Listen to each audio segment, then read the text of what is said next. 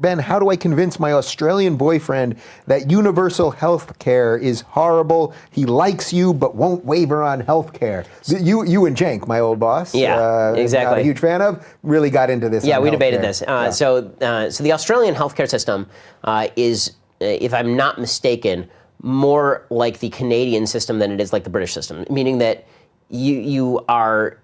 people buy supplementary insurance, I believe, in Australia. So there's a universal healthcare system that provides the minimum, and then you can buy supplementary insurance. This is good for emergencies. This universal healthcare typically is good for emergencies, but it means longer waits for particular surgeons. The problem of healthcare is one of supply, not demand.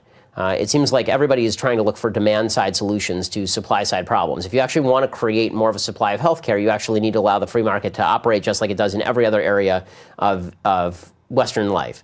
And if you wanted to make sure that everybody was able to get a bar of soap, you can either redistribute the soap that you have on the shelves, or you can allow people to bid for that soap, and then new soap companies will come into being that generate more soap to go for the extra profit. The best example of this in the healthcare sphere, when you have deregulation and not a lot of insurance companies that are acting as the middleman, is in laser eye surgery. So in laser eye surgery, it used to be like $20,000 an eye for laser eye surgery. People saw there's a lot of money in that. They got into optometry and ophthalmology, and then it's down to like $3,000 an eye, and it's much better.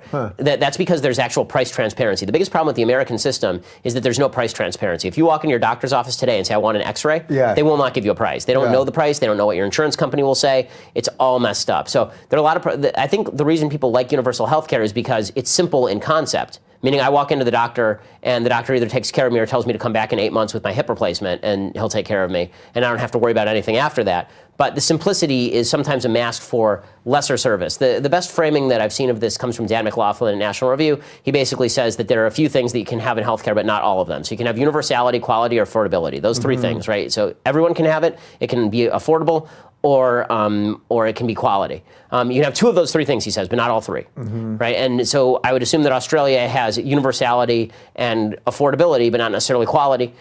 In Switzerland, you have universality and quality, but not necessarily affordability. In the United States, you have affordability and quality, but not, debatable. You may not have any of them because there's so many middlemen. But in a free market system, you'd basically have affordability and quality, but not necessarily universality. And then you'd have social institutions to fill the gap. Whew. Yeah, there's a lot there. That's a lot.